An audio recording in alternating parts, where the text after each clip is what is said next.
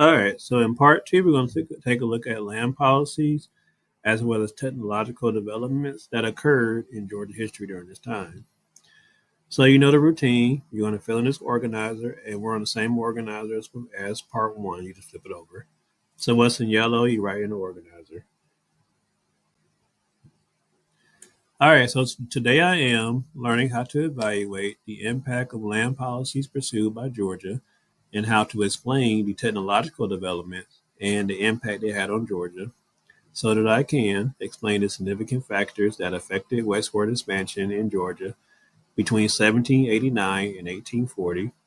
And I'll know I have it when I can evaluate the head right system, Yazoo land fraud, and land lottery effect on Georgians. And I also know I have it when I can explain how the cotton gin and the railroads impacted Georgia. All right, so let's take a look. Let's step back in history for a minute to the French and Indian War.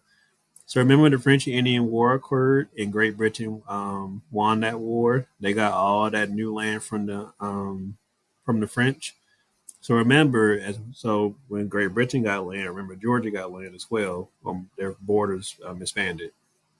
So remember how all those people wanted to go settle in that new land, but King George passed a proclamation in 1763 that said they couldn't. So now let's fast forward back up now to post American Revolution. So remember, Great Britain still owned all this land during the Revolutionary War, but when they lost the Revolutionary War, they lost a lot of that land, as well as the Indians that sided with them. So now this land is up for grabs. And Georgia, so a lot of those Georgians, specifically those Revolutionary War soldiers, wanted some of this new land because they wanted the land to prosper, start a new life, all that good stuff. So, but it was a big debate about how should that land be distributed fairly. So one of the ways they wanted to distribute that land was called the head right system. And under the head right system, anybody in this list of qualifications could qualify to get land in the newly acquired area. So either you had to be a soldier who did or did not fight during the American Revolution. You had to be a white man, because remember, during this time, white men still were the only ones or the main ones that qualified for anything. So you had to be a white man who was considered the head of the household, which means you could receive up to 200 acres of land, which is a lot. And men who had slaves and families at this time also received more acres of land. Unfortunately, though, because so many people wanted the land in this newly acquired land, there was just not enough land to meet the demand. So this system ended up failing. So let's look at this map here. This is the map of all the land, or at least some of the land that Georgia ended up acquiring. This is what is currently known as Alabama and Mississippi, but at this time it wasn't. So the Yazoo Act. So Governor Matthews, who was the governor of Georgia at the time, he signed the Yazoo Act. So the Yazoo Act pretty much is where four companies, land companies, bought this land for $500,000, and that's a lot. It was a lot of money back then, and it's still a lot of money now. So the people of Congress at this time, they were the ones over the land, over the selling of this land. But unfortunately, it was exposed that many of those Congress members that said yes to the four companies buying the land for $500,000, they were bribed. So of course, once it was exposed, there was a big buy was a big whole heated thing in Georgia history. And a few years later, the Yazoo Act ended up going away or being nullified. And that land, or this land here, that those four companies bought, was ended up being sold to the U.S. government for $1.25 million. But it was a catch to that. The state of Georgia sold it to the government, but they said if we're going to sell you this land for $1.25 million, we want your help in getting rid of those remaining Indians that live on this land because we want it.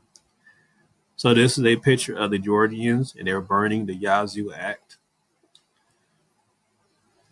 Now, another way, or the second way they tried to distribute land to Georgians was called a land lottery. And think about the land lottery, like we had a lottery now, how you buy a lottery ticket and see the numbers fail. But it was a little different back then. So the land lottery was how it worked was you bought a ticket. So like now you buy a lottery ticket, same thing back then. But you bought a ticket and you submitted your name. And what they would do is they would put your name in a big drum and then they would turn it around, stir it, whatever. So one drum would be your name and another drum would be a land lot number. So if your name got pulled from one drum, they will pull from the other drum a land lot number. So like say for example, Mr. Selden, they call my name, and then they pull from the other drum a land number. So that means Selden got land lot number 20. So the land lottery gave about three quarters of Georgia land to about 100,000 families. So this is what a land lottery deed ended up looking like. All right, so now let's fast forward even more into Georgia history. So let's look at some of the economic growth that occurred during this time. So it's two major technological advancements I want you to know when you get done with this video. The first one was called the cotton gin. And so remember, during this time we have slavery. So slaves were picking cotton.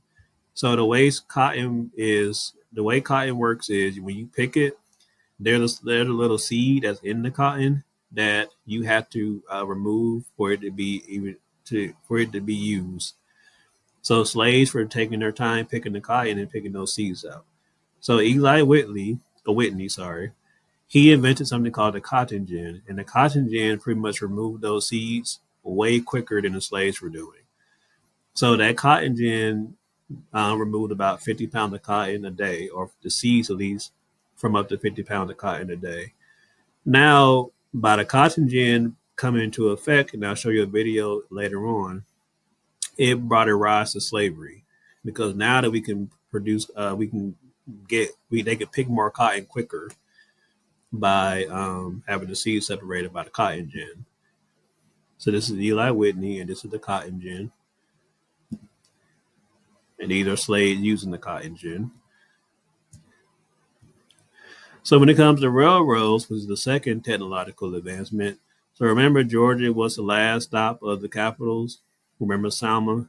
So railroads were important because railroads actually helped transport the cotton even quicker throughout the coast of America, from the north and back to the south, or throughout Georgia. So this is what pounds of cotton look like that are ready to be shipped off on our railroads. All right, we're going to stop here.